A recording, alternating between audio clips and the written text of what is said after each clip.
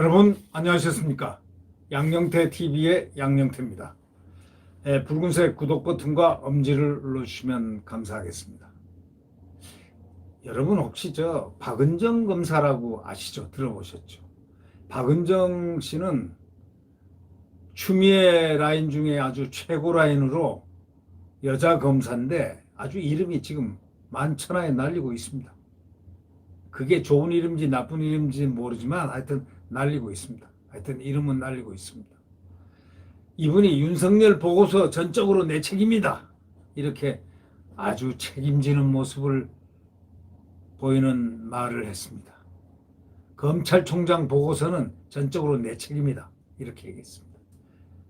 그런데 징계위원회 전에 왜 돌연 휴가를 냈을까요? 휴가를 또 그러고 탁 떠났습니다. 휴가를 갑자기 떠난 사람들 꽤 있어요. 신성식 징계위원도 휴가를 연가를 내고 떠났다고 그러죠. 뭐 좀 하면 휴가를 떠납니다. 아니면 뭐 조퇴를 하거나 아주 그런 일들이 지금 비일비재합니다. 나 부끄러워서 그럴까요? 아니면 떳떳해서 그럴까요? 아니면 몸이 피곤해서 휴가를 떠난 것일까요? 지난 10일 열린 그 윤석열 검찰총장에 대한 법무부 검사징계위원회에서 김태훈 법무부 검찰과장이 간사를 맡아가지고 법무부 감찰 자료를 근거로 해서 징계 이유 등을 이렇게 설명을 했는데요. 그거는 징계위원회 관리에 따른 거였는데 이와 별개로 법무부 내부에서는 박은정 감찰 담당관의 연가를 두고 뒷말이 지금 되게 무성합니다. 저 사람은 왜 연가를 떠났을까? 왜 연가를 떠났을까? 이 박 담당관은 징계위원회가 열리기 전이었던 지난 7일, 11일 금요일까지 닷새간 연가를 했다는 겁니다.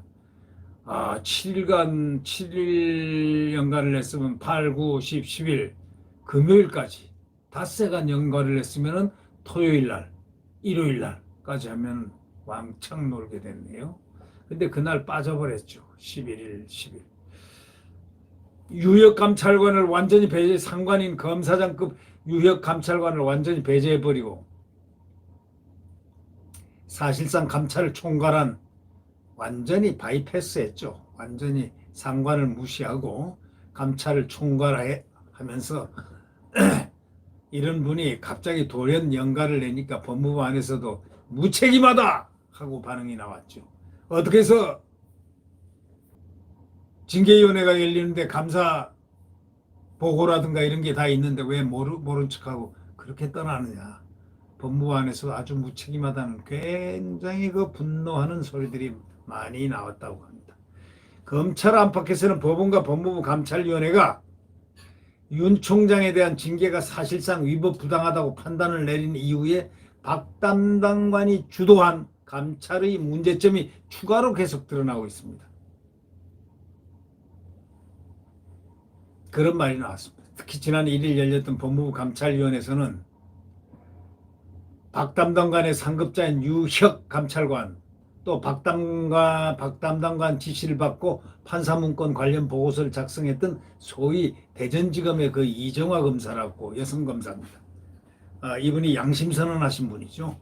이 출석해가지고 감찰 전 과정의 위법성과 하자에 대해서 여러 차례 진술을 한 바가 있습니다.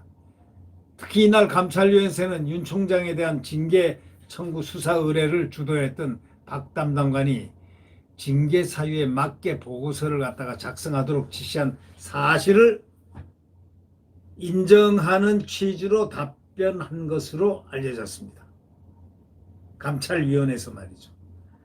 그러니까 이 조선일보 취재를 갖다가 종합을 해보면 박 담당관은 지난 1일 감찰위원회 출석해서 윤 총장 징계 청구 관련 보고서는 주임검사인 자신의 결정대로 작성되는 게 맞는다고 강조한 것으로 이렇게 전해져 있습니다.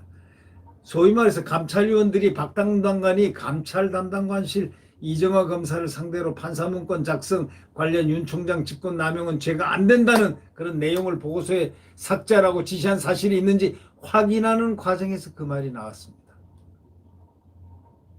이 박 담당관은 내가 이 사건의 주임검사이기 때문에 징계 사유에 맞게 보고서가 작성되도록 하는 건 전적으로 내 책임이다. 그냥 내 마음대로 할 수 있다 이런 얘기입니다. 그럼 검사가 바지 저고립니까? 그러면 왜 검사한테 보고서 써내라 합니까? 검사가 강도죄라고 해도 내가 절도죄에 해당하면 절도로 바꾸는 것이 수사검사 내 의무다. 이정화 검사가 직권남용이 안 된다고 하면 저도 안 되고 장관님도 안 된다는 것이냐? 하고 항변을 했습니다. 아니 저 이정화가 직권남용이라고 해도 나는 이렇게 하면 되는 내 마음이다. 이런 얘기입니다. 감찰위원회 출석한 이정화 검사가 직권남용죄가 성립 안 된다는 내용을 삭제하라는 지시를 받았다고 진술한 것을 반박하는 과정에서 이같이 말한 것으로 알려졌습니다.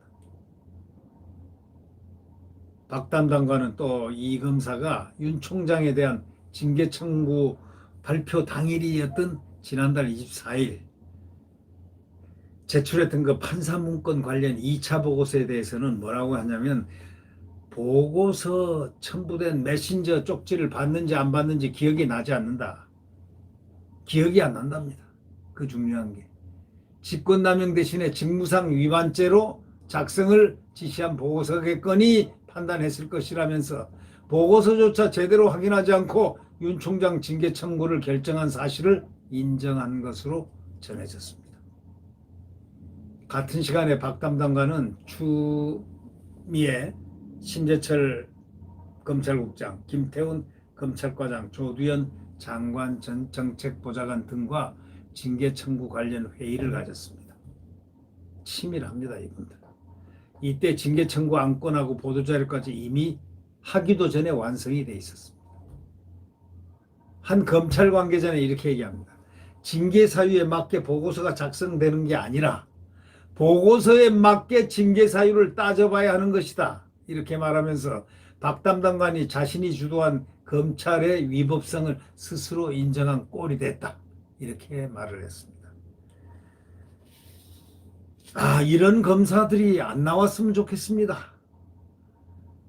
이 검사들 말이죠. 참 훌륭한 검사들이라고 국민들은 믿고 있었는데 이 박은정이라든가 뭐 이상한 검사들이 나와가지고 이렇게 상관도 무시하고 자기 직속 상관을 음해하고 뭐 이런데 동원해서 추미애와 함께 춤도 추고 이러는 이렇게만 나가는 장관이라고 그러면 권력이라고 그러면 아무렇게나 모든 것을 그의 뜻대로 하는 이런 모습들을 검사들이 좀 안 보였으면 되지 않겠습니까? 지금 이번에 검사의 적은 검사들입니다. 검사의 적은 바로 검사였다는 사실입니다. 검사의 적, 그 적의 검사들, 적인 검사들은 누굴까요? 그 이름 단단히 검찰의 흑역사에 기록이 될 것 같습니다. 네. 구독 버튼과 엄지를 누르시면 감사하겠습니다. 안녕히 계십시오.